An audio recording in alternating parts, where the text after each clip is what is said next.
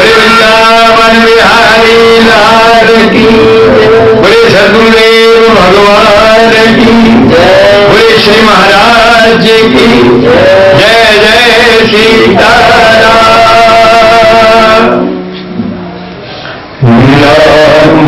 श्यामल कोमलांगम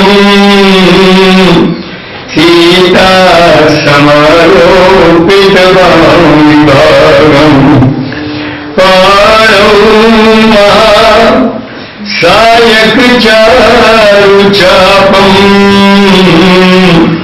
नमामि रामं रघुवंशनाथम अभूतबलधामं स्वर्णशैलाभदेहं धनुजबल कृशानं ज्ञानिनामग्रगण्यं सकलगुणनिधानं वानराणामधीशं रघुपतिवरदूतं वातजातं नमामि।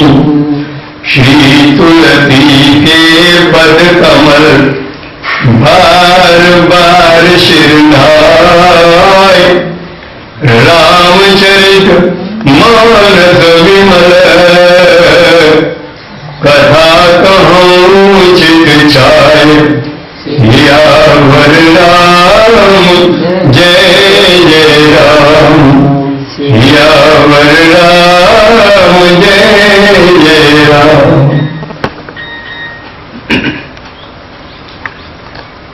हमारा प्रसंग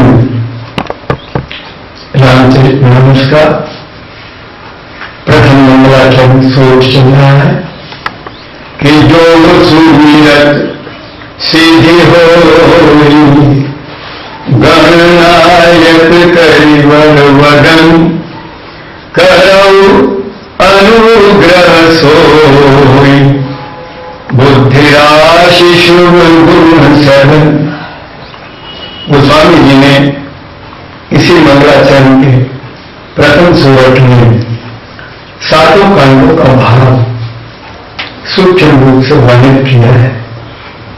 जो सूरत सीधी से भरत कांड है, होई गणनायक से अयोध्या कांड है, करिवर वदन से अरण्य कांड, करौ अनुग्रह सोई से किष्किंधा कांड और बुद्धि राशि से सुंदर कांड और शुभ गुण से लंका कांड और सदन से उत्तर कांड की चर्चा है।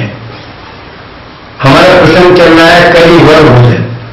सबने अपने बदन को श्रेष्ठ किया, अपना मुखौटा बदला। तो आप जयंत की कथा सुनी आपने और कल आपको शूर्पणखा की कथा सुनाएगी। दोनों ने अपने चेहरे बदले हैं। हम थोड़ा और आगे बढ़ रहे हैं इसी प्रकरण में। तो शूर्पणखा जब नट्टी ऊंची हो गई तो वो अपने भाइयों के पास खरदूषण त्रिशण, जो बिल्कुल उसी अरण्य में ही थे, वहीं पर थे, तो उनके पास जाकर के अपना रोना धोना करती है। और जब भाई लोग उसकी व्यथा को सुनते हैं और उस पर कुछ एक्शन लेने का प्रयास करते हैं, तो जहां उन्होंने हमारे प्रभु की झलक देखी, जहां उन्होंने श्याम सुंदर प्रभु की अनूठी छवि का दर्शन किया, तो सहसा उनके मुख से ये बात निकल पड़ती है, नाग असुर सुर नर मुनि जेते, देखे जिते हते हम केते, पर हम भरी जन्म सुनऊ सब भाई, कि देख नहीं ऐसी सुंदरताई। हमारे राज सरकार श्री राम भैया लक्ष्मण की सुंदरता को देख करके इतने मुग्ध हो जाते हैं कि बस कुछ पूछिए मत। कहते हैं हमने अपने जीवन में नाग असुर, जितने भी नाग भी देवताओं की एक जाति है, असुर राक्षस, सुर देवता और नर मनुष्य और मुनि, संत लोग मुनि महात्मा, तो कहते हैं ये जितने भी हैं देखे जिते हते हम खेते। बोले हमने अपने जीवन में कितने ही देखे हैं, कितने ही जीत लिए हैं, कितनों को ही मार डाला है, लेकिन हम भरी जन्म सुनाओ सब भाई। हम तो भैया ये कह रहे हैं कि हम सब भाइयों ने आज तक पूरे जन्म में देखी नहीं ऐसी सुंदरता है।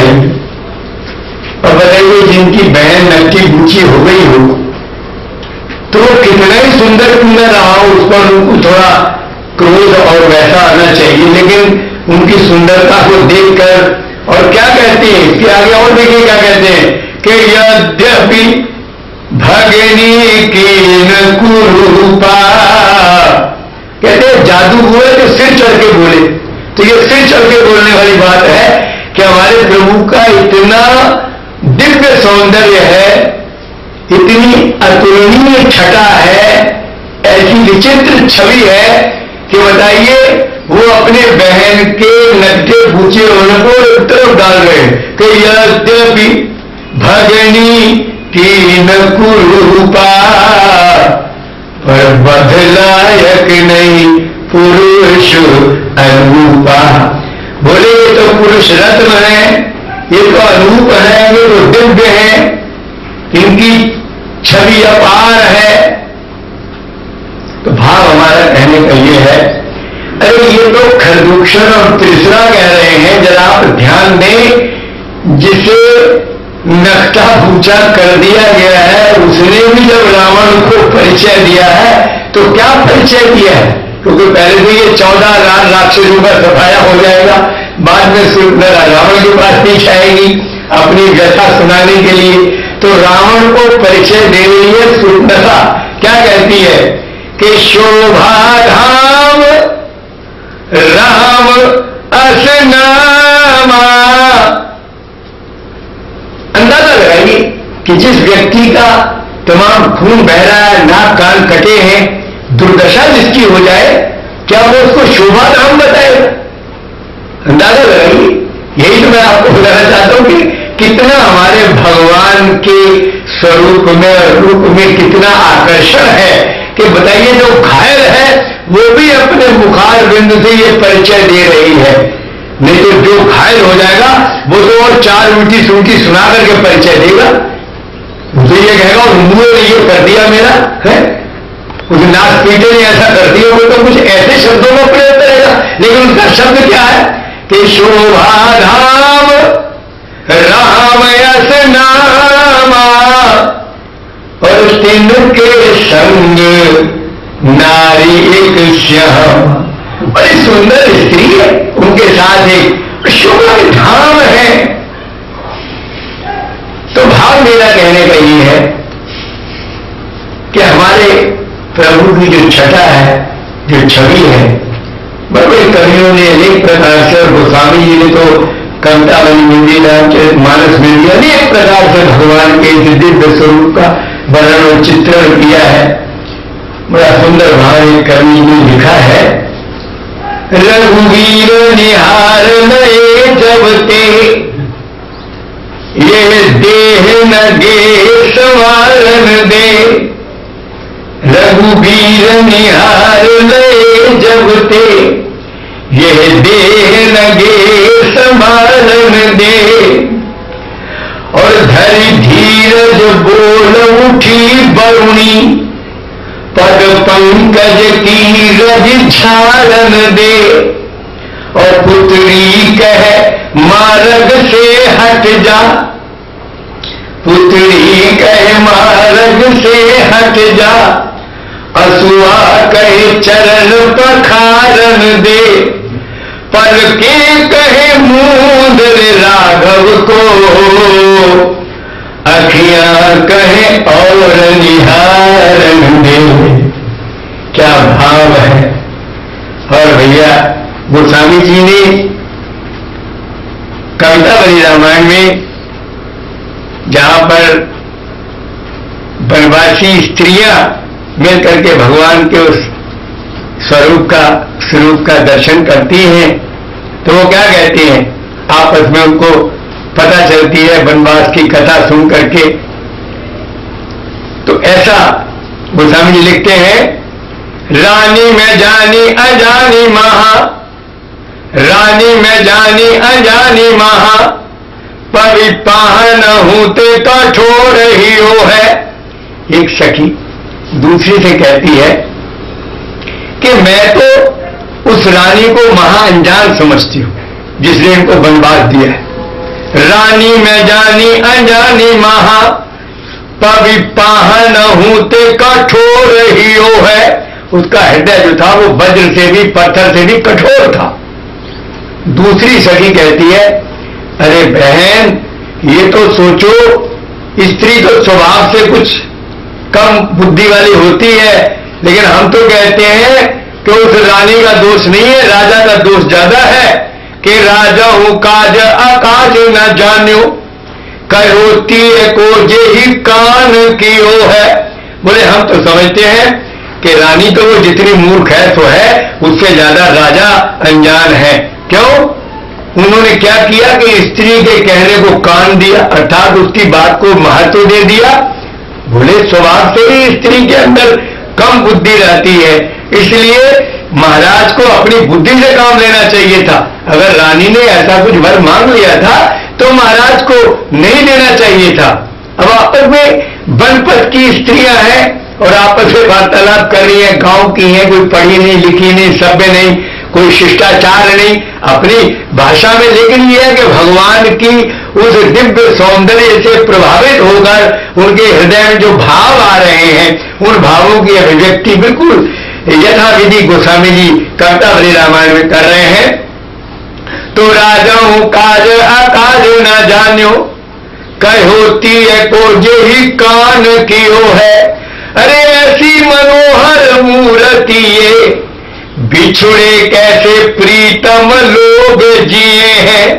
वो ये सोचती है कि ऐसी दिव्य मूर्तियां हैं कि जिनको हमने देख लिया है तो एक क्षण के लिए हम भी इनसे दूर नहीं रहना चाहते, हम भी अपलक इनको निहारते निहारते और मतलब बड़ा आनंद का अनुभव कर रहे हैं। तो वो ये सोचती है कि जो इनके कोई प्रियतम रहे होंगे, जो इनके प्रेमास्पद रहे होंगे, जो इनके प्रेमी रहे होंगे, बोले हम तो इनकी कुछ भी नहीं है, हम तो मार्ग चलती स्त्रियां हैं।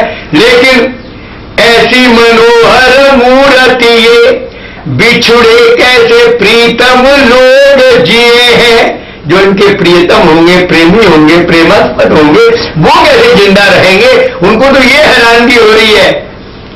और आंखन में सखी राखने जोग, इन्हें किमी कै वनवास दियो है। बोले हमारी समझ में नहीं आता, ये तो अपने नेत्रों में बसाने वाली मूर्तियां हैं, बोला इनको वनवास अगर किसी ने दिया है तो कैसे दे दिया है भाई। भाव हमारा कहने का ये है कि वन पथ वाले लोग जो हैं वो भी जब हमारे राघवेंद्र सरकार की इस अद्वितीय छटा का अवलोकन करते हैं तो वो भी बेचारे परेशान हो जाते हैं। अनेक प्रकार के भाव गोस्वामी जी मानस में भी इस भाव की अभिव्यक्ति करते हैं कि सहित विषाद परस्पर कहीं।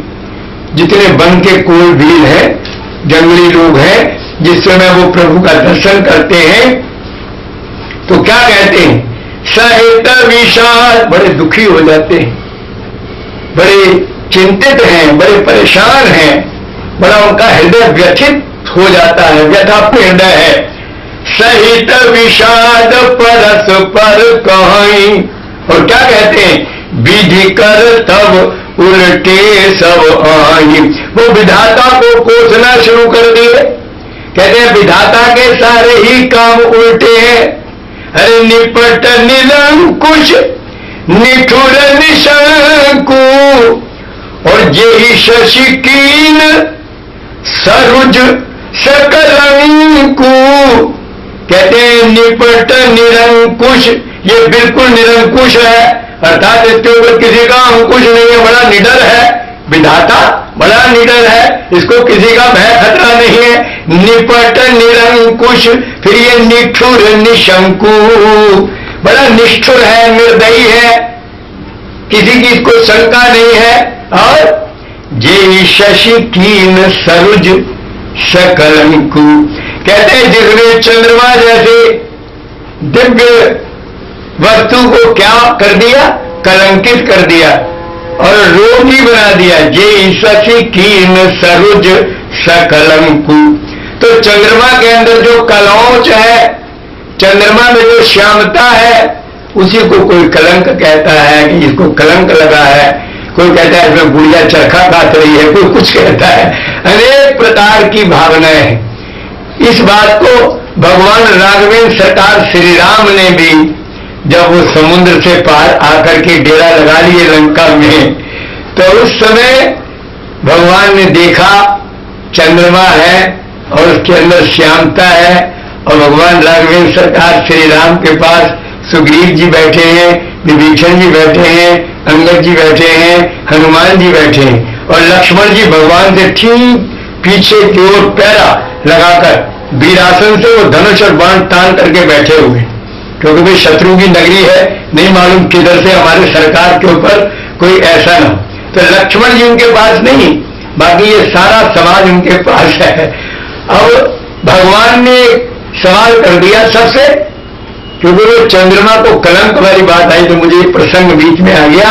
भगवान कहते हैं, कह प्रभु शशि महु मेचकताई, और कहु काह निज निज मति भाई। भगवान ने कहा कि ये चंद्रमा में जो मेचकताई माने सांवलापन, जो चंद्रमा में ये श्यामता दिख रही है, कहु काह निज निज मति भाई। हे भैया, सब अपनी अपनी बुद्धि के अनुसार जरा बताओ तो सही, ये चंद्रमा में जो श्याम रंग है ये काहे का है, ये चंद्रमा में श्यामता काहे की है। तो कह सुग्रीव सुनो रघुराई, बानर राज सुग्रीव बोलते हैं सबसे पहले।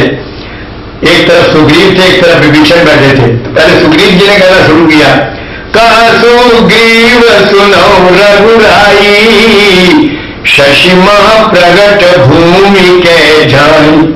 सुग्रीव जी ने कहा, महाराज ऐसा है कि चंद्रमा में पृथ्वी की परछाई पड़ रही है, इसलिए वो काला काला धब्बा लगता है। अब विभीषण जी का नंबर आ गया, वो भी बगल में बैठे थे। तुम्हारे शशि राहु के कोई, अरे उर्मा परी श्यामता सोई। तो विभीषण जी ने क्या कहा कि राहु ने इसको पीटा है, तो राहु की पिटाई से इसके कलेजे में चोट लग गई है। मारे वो शशि राहु के कोई में यहां विभीषण जी है। विभीषण जी कहते हैं कि चंद्रमा जो है पिटा है बेचारा राहु से, तो उर्मा परी श्यामता सोई। भैया, जब किसी को मारा पीटा जाएगा तो वहां तो निशान तो बनता ही है चोट का, तो बोले चोट का निशान है। उन्होंने कहा पृथ्वी की परछाई है, और वो कहते हैं चोट का निशान है। अब नंबर आ गया अंगद का।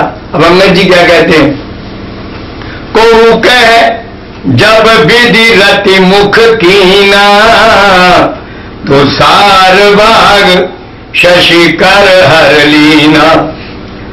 तो छिद्र सो प्रगट इंदूर माही, और तेही मग देखिए नभ परिछाई। अंगद जी ने कहना शुरू किया कि जब विधाता ने कामदेव की पत्नी रति का मुख बनाया, को कह जब विधि विधाता ने रति मुख कीना, रति का मुंह बनाया, तो रति का चेहरा बनाने के लिए विधाता को बड़ी सुंदर द्रव्य की आवश्यकता थी। तो सार भाग शशि कर हर लीना, तो चंद्रमा का जो सार भाग था, चंद्रमा का जितना सबसे अधिक सौंदर्य युक्त भाग था, वो विधाता ने उसमें से निकाल लिया, हरण कर लिया। सार भाग शशि कर हर लीना। तो जब चंद्रमा में से उसका सार निकाल लिया गया तो वहां पर छेद हो गया। तो बोले चंद्रमा में क्या हो गया? छेद। तो छिद्र सो प्रगट इंदूर माए। बोले हे प्रभु, चंद्रमा के कलेजे में वो छेद हो गया है क्योंकि ब्रह्मा ने उसका सारांश निकाल करके रति का मुखड़ा बनाया है। और बोले महाराज वो जो छेद है ना, बोले ते ही मग देखिए नभ परिछन। बोले चंद्रमा में काला वालापन कुछ नहीं है, चंद्रमा के कलेजे में छेद है। और छेद में जब हम देखते हैं तो आकाश की जो कलाउंच है, जो नीलापन है या कालापन है, सांवलापन, वो आकाश का है। ते ही मग उस रास्ते से देखिए नभ परिछाई। तो लगा महाराज ये तो आकाश की परछाई है। सुग्रीव ने कहा पृथ्वी की परछाई है। विभीषण जी ने कहा ये चोट का निशान है। अब राघवेंद्र सरकार श्री राम अपने भाव की अभिव्यक्ति करते हैं। प्रभु कह गरल बंधु शशि केरा और अति प्रिय निजूर दीन बसेरा और विष संयुत कर निकर पसारी और जारत विरयवंत नर नारी। यह भगवान ने बताया अपना भाव। तो राघवेंद्र सरकार श्री राम की भावों की अभिव्यक्ति क्या है? भगवान ये कहते हैं कि भैया इस चंद्रमा का भाई है जहर। क्योंकि जब सिंधु में मंथन हुआ था, जब 14 रत्न निकले थे, तो उसमें चंद्रमा भी उसी में निकला था और जहर भी निकला था, अमृत भी निकला था, लक्ष्मी भी निकली थी। आप जानते हैं श्री रंभा विश्वारुणी अमी शंख गजराज, ये सब चीजें उसमें जो उदय हुई थी। तो कहते हैं कि भगवान कहते हैं कि इसका जहर भैया है। और जहर तो कालकूट था, आप जानते हो। तो बोले कह प्रभु गरल बंधु शशि केरा। गरल माने जहर, जो जहर है वो चंद्रमा का भाई है, अति प्रिय, बड़ा प्यारा है चंद्रमा को अपना भाई। इसलिए निजूर दीन बसेरा, इसलिए चंद्रमा ने उस अपने भाई जहर को अपने कलेजे में बैठा रखा है, उसको बसा लिया है। और मालूम है उसके बसाने से क्या करता है चंद्रमा? चूंकि जहर उसके कलेजे में आ गया तो विष संयुत कर निकर पसारी। कर माने किरण, निकर माने पुंज। बोले चंद्रमा जहरीली किरणों का पुंज फैला रहा है। और मालूम है क्या करता है सारे जगत में? जारत विरहवंत नर नारी। अरे जिनको अपने प्रेमी का विरह हो गया है, चाहे वो स्त्री है चाहे वो पुरुष है, उनको ये जला रहा है। ये चंद्रमा की शीतल किरणें चूंकि जहरीले बन गई हैं, उनके अपने कलेजे में जहर को बिठा लिया है। और जहर के संयोग से वो जहरीली किरणें फेंक फेंक करके जो विरही लोग हैं, कहते ना चंद्रमा कितनी भी शीतलता और कितना भी सुंदर निर्मल प्रकाश दे रहा हो, लेकिन जिन विरहियों को अपने प्रेमास्पद का वियोग होता है, उनके ऊपर ये चंद्रमा कैंचियां और छुरियां चलाता है, उनके कलेजे को चीर डालता है। वही भाव भगवान का है कि जारत विरहवंत नर नारी। तो भगवान ने अपना ये उत्तर दिया। अब हनुमान जी रह गए। अब हनुमान जी का उत्तर सुनिए। हनुमान जी कहते हैं कह हनुमंत सुनाओ प्रभु शशि तुम्हार प्रिय दास और तब मूरति विधुर बसती सोई श्यामता आभास सियावर राम जय जय राम सियावर राम जय जय राम। तो हनुमान जी महाराज क्या कहते हैं? कह हनुमंत सुनाओ प्रभु शशि तुम्हार प्रिय दास। चंद्रमा जो है आपका बड़ा प्रेमी है, दास है, सेवक है, भक्त है। इसलिए चूंकि आपका वो दास है, सेवक है, भक्त है, तो तब मूरति विधुर बसती। हे प्रभु आपकी सांवली मूर्ति उसके कलेजे में बैठी हुई है, वही सोई श्यामता आभास। वही तो सांवलापन है, अर्थात उसके कलेजे में सांवले सांवले तो आप ही बैठे हो। अब देखने की बात यह है, यहां 5 लोगों के बयान है, सुग्रीव, विभीषण, अंगद, राम जी और हनुमान जी। अब इन 5 में रहस्य क्या है और राज क्या है? चंद्रमा भी एक है और वो श्यामता भी एक है, लेकिन सबकी दृष्टि है। कहते ना, जैसी दृष्टि वैसी सृष्टि। तो सृष्टि तो दृष्टि के अनुसार होगी। कहते हैं, संत लोग कहते हैं, आप सृष्टि नहीं बदल सकते हो लेकिन दृष्टि बदल लो। आप परिस्थिति नहीं बदल सकते हो लेकिन मनस्थिति बदल लो। संतों की बातें हैं। अगर कल्याण चाहते हो, अगर जीवन में सन्मार्ग चाहते हो, तो संतों का कहना है। तब यह दृष्टि की सृष्टि है। अब देखिए सुग्रीव जी को क्या दिखाई दे रहा है, बड़ा विचारणीय विषय है। आ गया सामने चंद्रमा की पक्ष के ऊपर। तो सुग्रीव जी जो है, चूंकि नए नए राजा बने हैं कि नहीं, भगवान ने उनको किष्किंधा का राजा बना दिया, बाली का निधन हो गया। तो राजा को हमेशा पृथ्वी ही दिखाई देती है सोते में जागते हुए, क्योंकि वो चाहता मैं इधर का भी मिला लूं, अपने राज्य में इधर का भी मिला लूं। तो उनको क्या दिखाई दिया कि कासु ग्रीव सुनो रघुराई, शशि महा प्रगट भूमि के जाए। तो भैया बात ये है, उनको क्या दिखाई दी? पृथ्वी। अब आगे आ गए विभीषण जी। अब विभीषण जी ताजे ताजे पिट के आए हैं रावण से, वो चोट खा के आए हैं ना।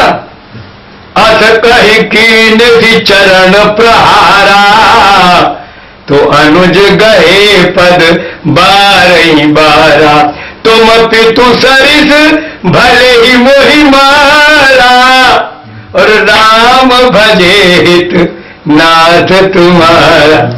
तो ये विभीषण जी महाराज है, उमा संत कह यही बढ़ाई, और मंद करत जो करे भलाई। तो भैया संत उसी को कहते हैं।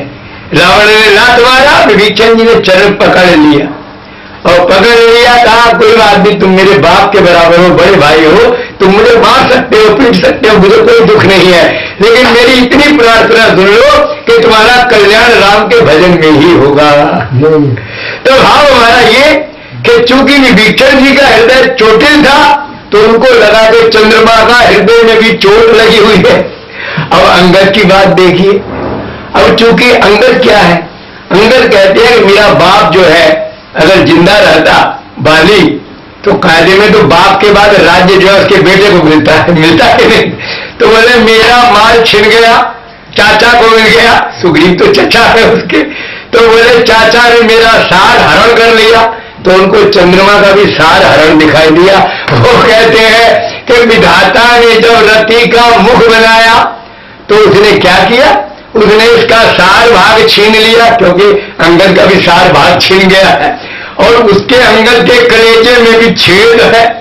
भाई जब जिसका माल छिन जाए तो उसके कलेजे में तो छेद है ही है, दुख है, उसके हृदय में बड़ा दुखी है। तो वो कहता है उसके हृदय में भी कलेजे में छेद हो गया है, और भैया उस छेद में से वो आकाश दिखाई पड़ रहा है।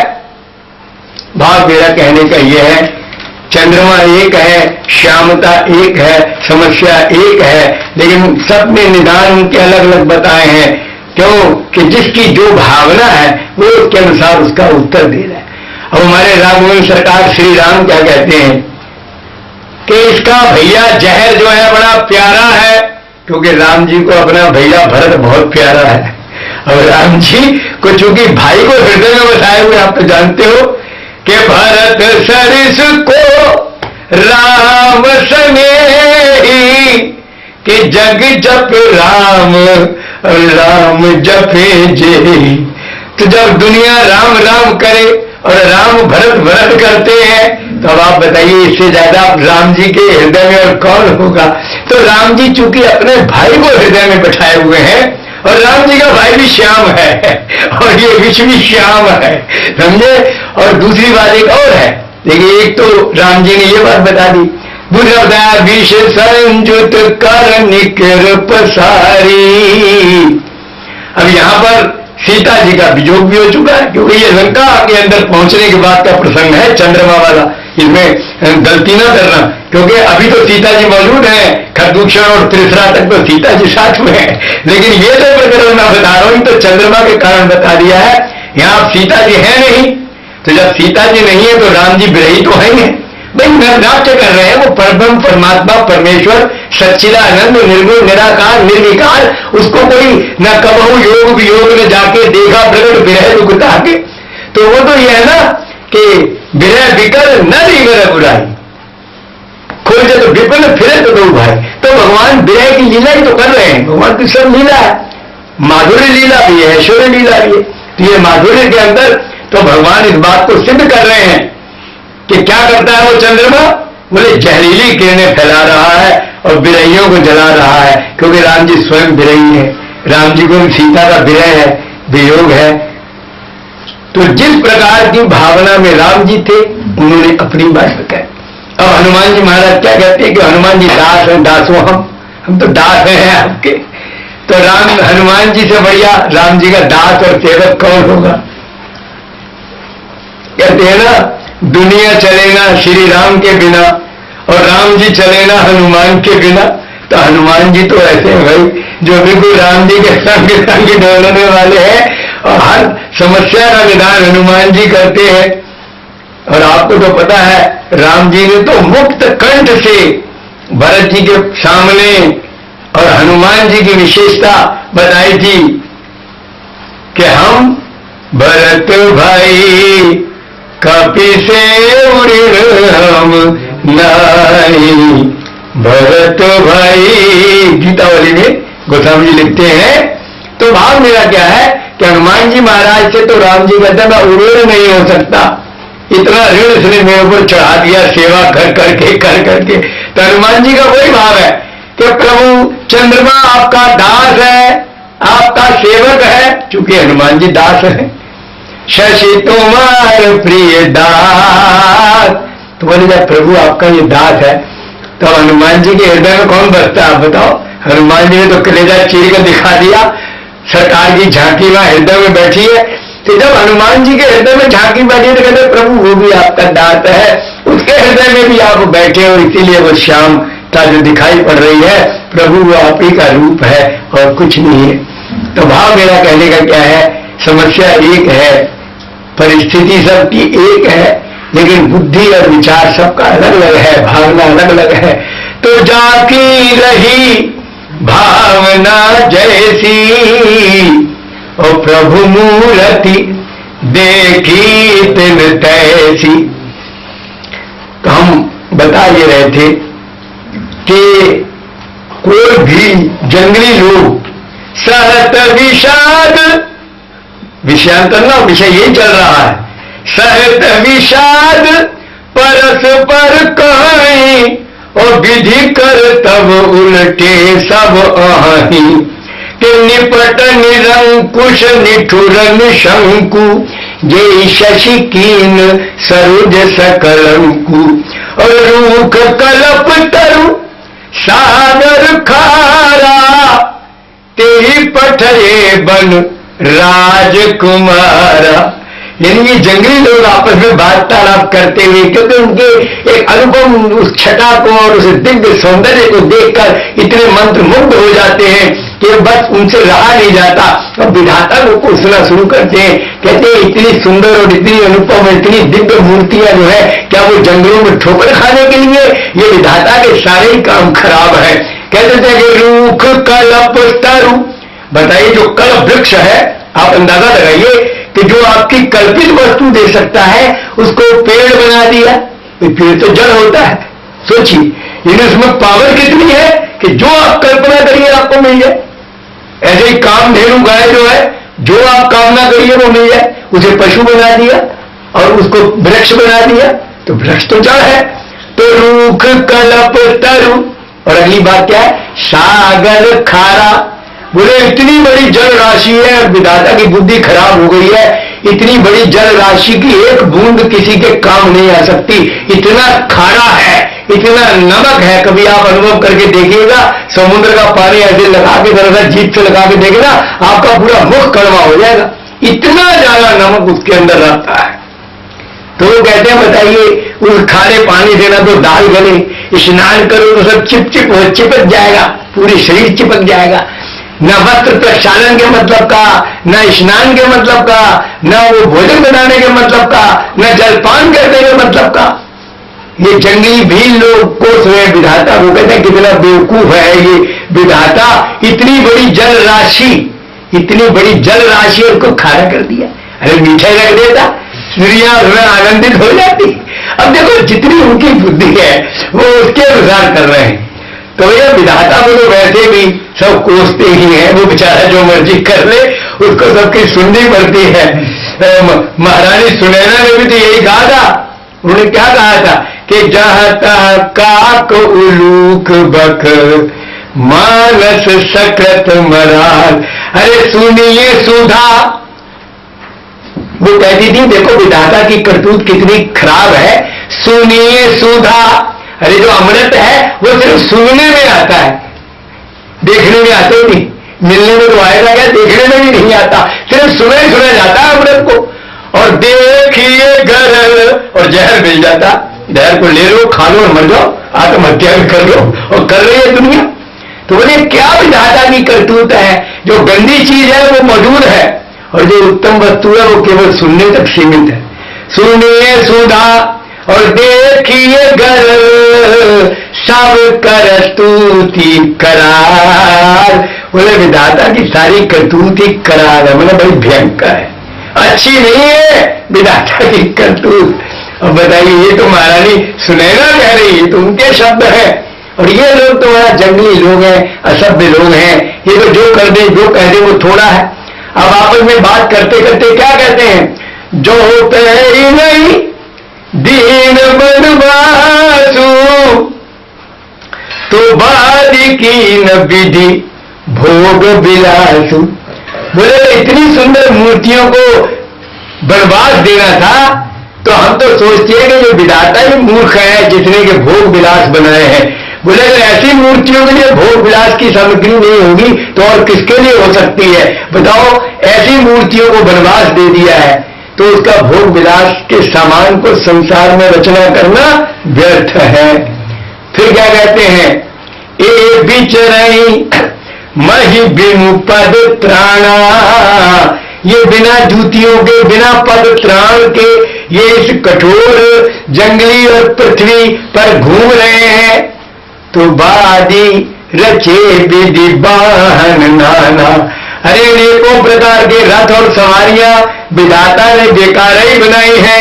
जब ऐसी मूर्तियों को बिना पद प्राण के इस कठोर पथरीली कंकड़ीली कंटकापूर्ण भूमि पर चलने को बाध्य किया गया है तो क्या आवश्यकता थी ऐसे सुंदर वाहन बनाने की।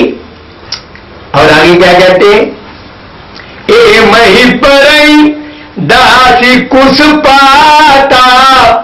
बोले शयन कहा करते हैं, पृथ्वी के ऊपर पत्ते और घास बिछाकर बेचारे सोते हैं। ये मही परई पृथ्वी पर पड़ जाते हैं, दासी कुश पाता, कुशा और पत्ते बिछाकर ये सोते हैं। तो सुभग सेज कृत सृजत विधाता। अरे विधाता का क्या दिमाग खराब हो गया है जो इतनी इतनी बढ़िया शैयाएं बनाता है, सोने के लिए ऐसी ऐसी सेजें तैयार करता है।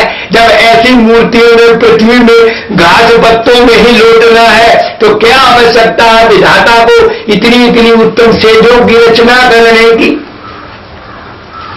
फिर क्या कहते हैं, तरुवर पास इन्हीं विधि दीना। आलोचना तो उस विधि की है, ब्रह्मा की है। तरुवर बास इन्हीं विधि दीना, तो धवल धाम रची रची श्रम कीना। वो तो कहते हैं इतने इतने बड़े धवल धाम बना दिए, इतने इतने बड़े सुंदर उत्तम महल बना दिए हैं, ये विधाता ने सब बेकार बनाए हैं। जब इनके लिए कोई महल नहीं है, इनके लिए कोई झोपड़ी नहीं है, ये बेचारे पेड़ के नीचे सो रहे हैं। तरुवर बास नहीं विधि दीना। अगर विधाता ने इनको पेड़ों के नीचे ही सोने के लिए बाध्य किया है तो क्या आवश्यकता थी इतने इतने उज्ज्वल और श्वेत महल बना के खड़े करने की। और क्या कहते हैं, जो ये मुनि पट धरी जटिल और सुंदर सुखी सुकुमार। अरे विविध भांति भूषण भसन बाज किए करतार। सियावर राम जय जय राम, सियावर राम जय जय राम। तो वो क्या कहते हैं, वनवासी लोग क्या बोल रहे हैं, जो ये मुनिपट धरि जटिल।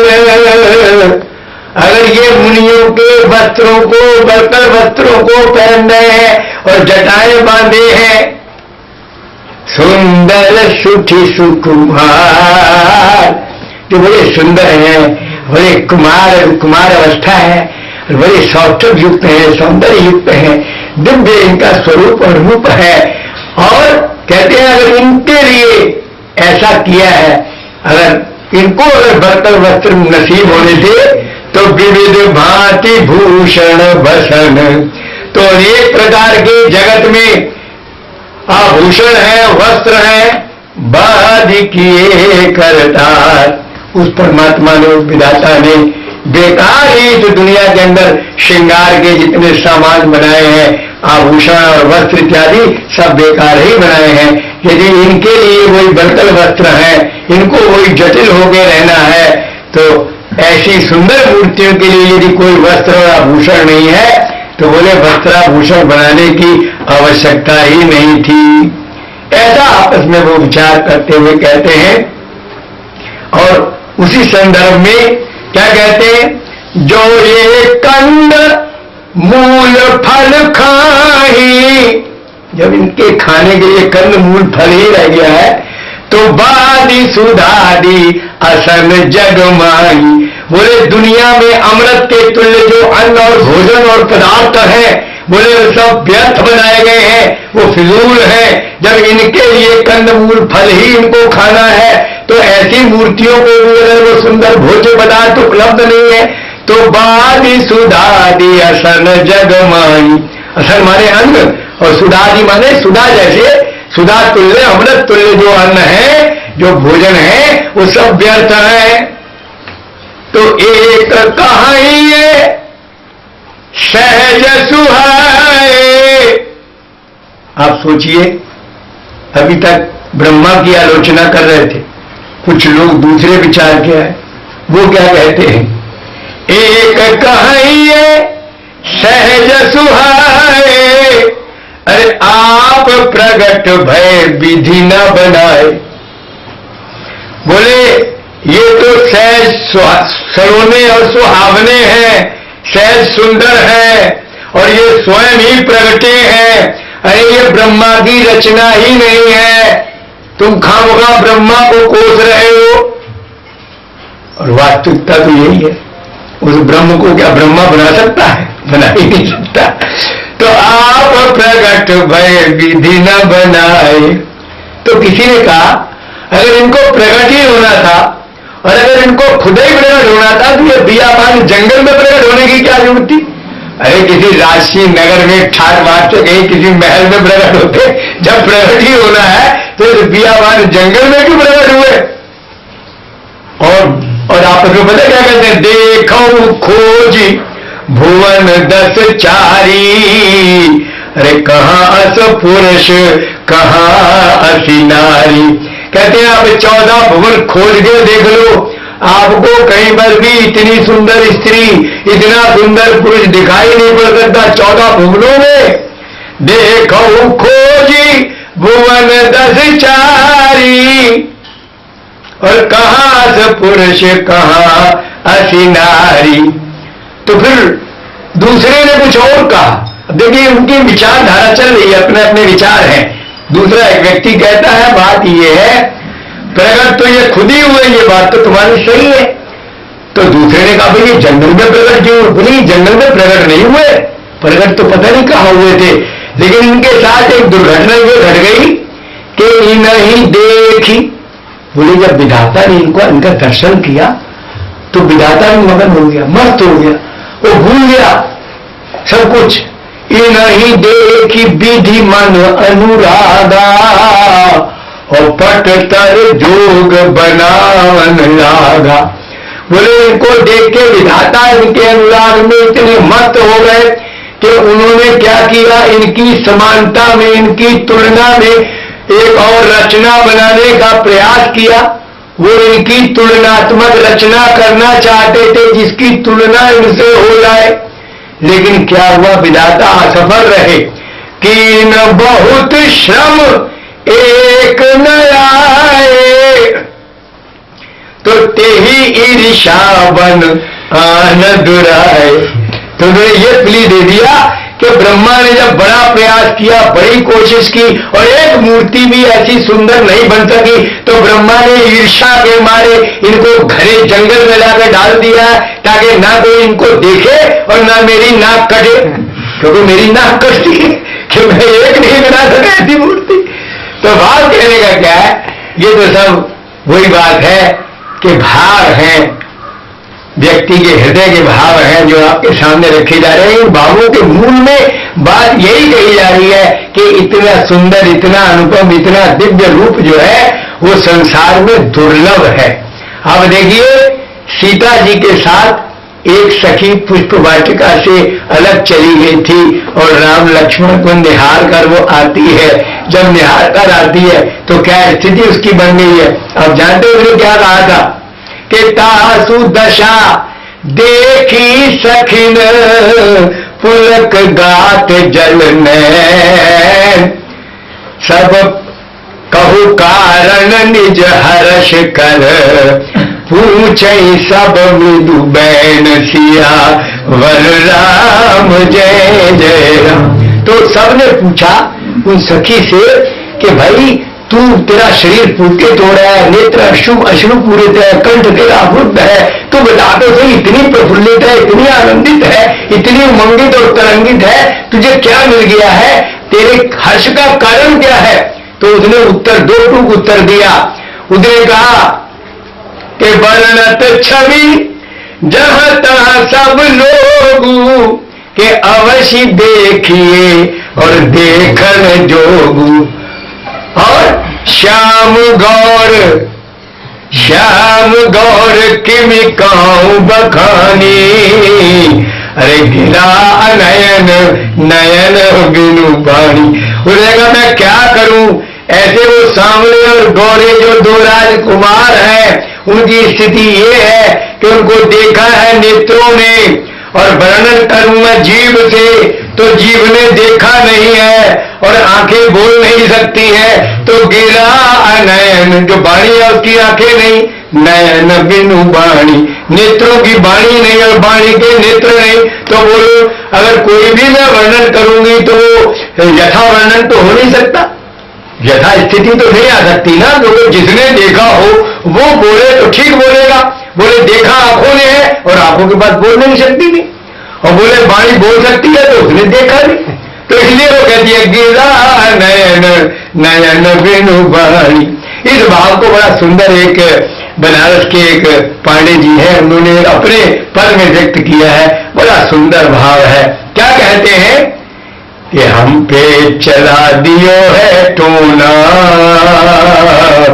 वो सखी सीता जी के साथ अन्य सखियों को सुना रही है, आप बीती बता रही है कि मेरे साथ क्या हुआ है। बोले बस उनको देखने से जैसे जादू टोना हो जाता है मेरे ऊपर, तो मैं तो उनके जादू टोने की शिकार हो गई कि हम पे चला दियो है टोना, किशोर गौर सांवलो सलोना।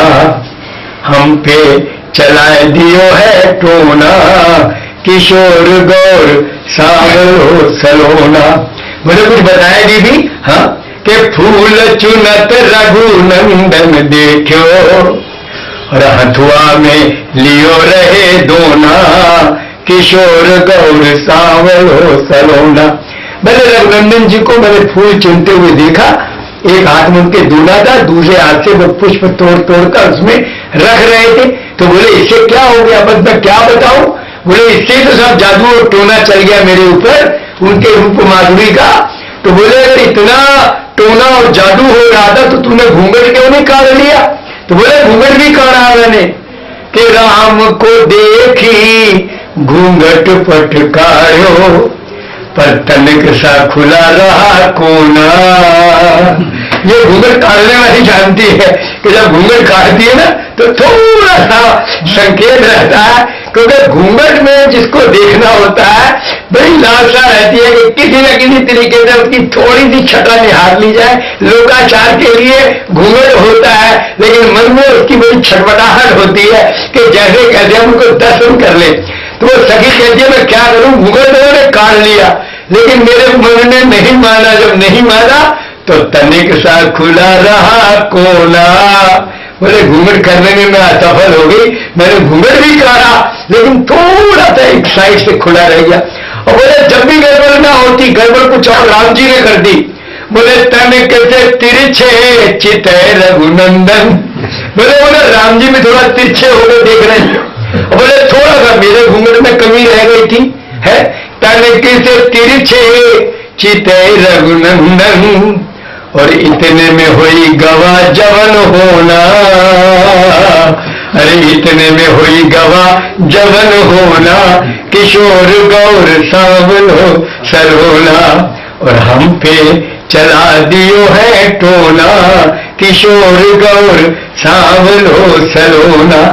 कहने का भाव ये है कि भगवान राघवेंद्र सरकार की छवि ही इतनी दिव्य है, इतनी निराली है कि अगर वो खरदूषण ये कह रहा है ना कि यद्यपि भगिनी की न कुरूपा, तो बधलायक नहीं पुरुष अनूपा।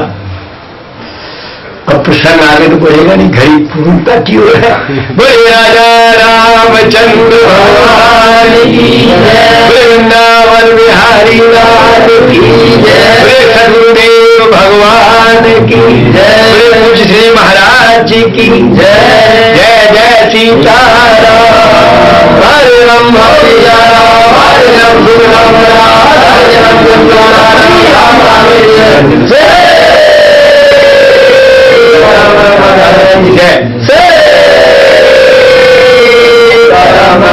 जय